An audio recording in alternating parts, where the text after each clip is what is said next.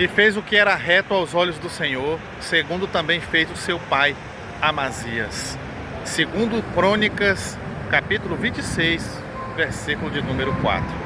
Essa é a história do rei que acordou numa manhã com 16 anos de idade apenas, eu disse 16 anos, e ele descobriu que era rei da nação de Israel.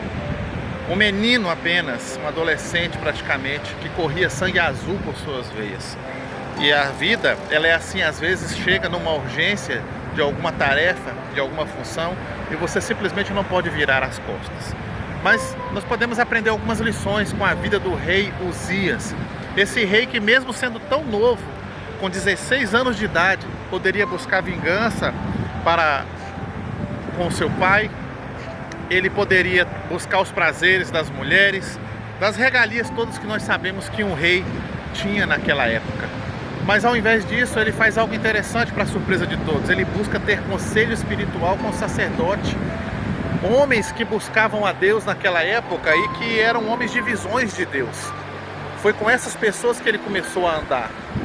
Então, ao contrário do que se pensava que ele fizesse, buscar vingança, guerra, monumento, que exaltasse o seu nome, ele buscou a Deus e com sinceridade. No começo de todas as coisas, há muita empolgação, motivação, é tudo muito novo. E você está entrando no paraíso de ser um rei. Mas a verdade é que quem mora no paraíso não sabe aproveitar. Então, do brilho à mancha. Essas são as lições que eu quero colocar aqui para você do rei Uzias. Primeiro, o rei Uzias, ele conseguiu colocar um padrão militar em Israel como nunca antes. Todos os soldados tinham suas espadas, escudos, e ele começou a padronizar isso. Ele fez com que todos os soldados tinham a mesma espada, do grande ao pequeno, do pobre ao mais rico, vamos dizer assim. Todos tinham o mesmo padrão, a mesma espada, o mesmo escudo. Ele também revolucionou a agricultura de Israel, que não estava indo bem, mas ele fez muitos canteiros que impressionava quem passava e olhava e via a dedicação com que ele colocou seu coração nessas coisas. Ele criou estratégias, armas militares bem eficazes, como escada para subir nas muralhas, catapultas, tipos de arcos que eram bem eficientes quando colocado de forma estratégica nas muralhas, nas montanhas, para poder surpreender o inimigo.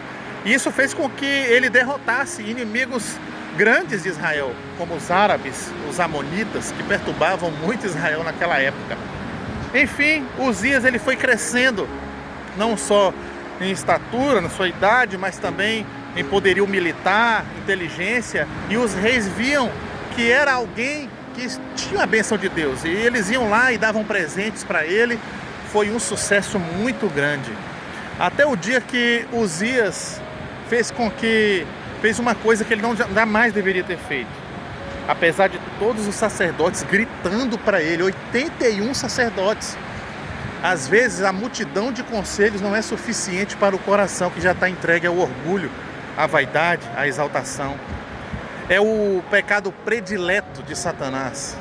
E ele conseguiu, apesar de que era um rei de muito sucesso, e a gente pensa assim, a derrota desse rei talvez vai vir de um arsenal militar melhor do que o dele, de um poderio militar que vai vir e vai destruí-lo.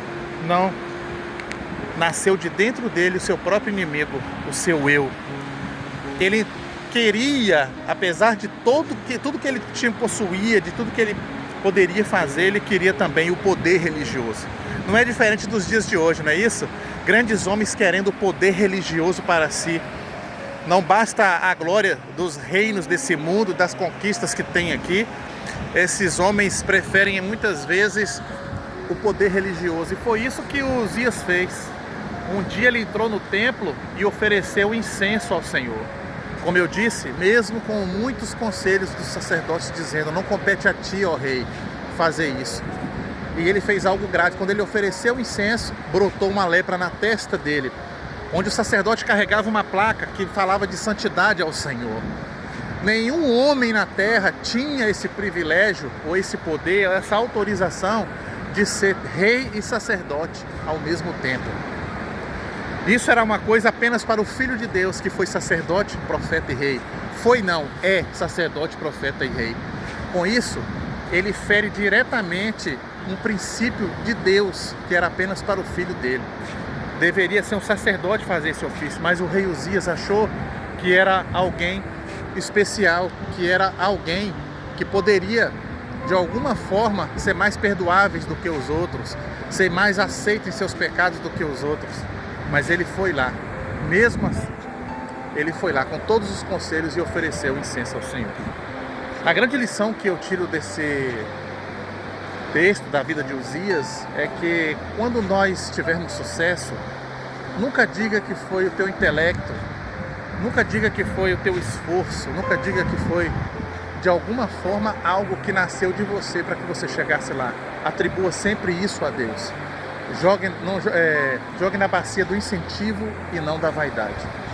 Talvez às vezes nós achamos que somos mais perdoáveis do que outras pessoas e que Deus vai passar a mão na nossa cabeça. Deus não poupou os anjos que não guardaram seus principados.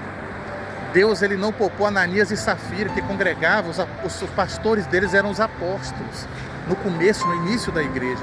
Deus não poupou Saul, um homem cheio do Espírito Santo, que era um profeta de Deus. E Deus tirou o reino dele e deu a Davi. Deus não poupou tantos outros homens como Salomão, que teve a sabedoria que teve, mas no final da sua vida foi oferecer sacrifícios, levantou altares a deuses pagãos por causa de mulheres.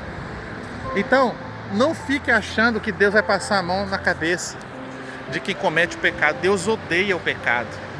A coisa é tão séria que Deus mandou o Filho dele para nos salvar, para nos livrar da maldição do pecado. O pecado é abominação, é errar o alvo, ofende diretamente a santidade de Deus. E do brilho à mancha, do castelo ao casebre isolado, foi assim que Uzias terminou seus dias.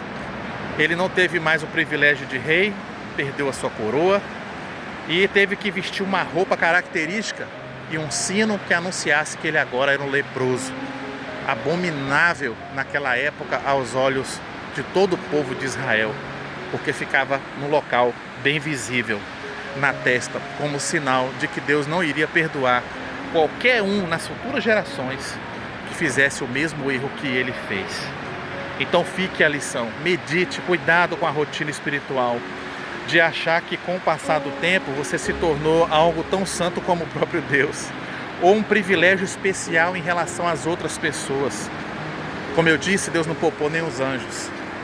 Não ache que Deus vai passar a mão na sua cabeça, mesmo você sendo quem seja, rei, pastor, seja lá que tipo de sangue corre nas suas veias, que tipo de brilho você tem nessa vida. Se você estiver em pecado, ou se você incorrer no erro de querer o poder para si, além daquilo que Deus já tem, as consequências virão. E quando elas chegarem, acredite, você não vai querer recebê-las. Deus abençoe. Até a próxima.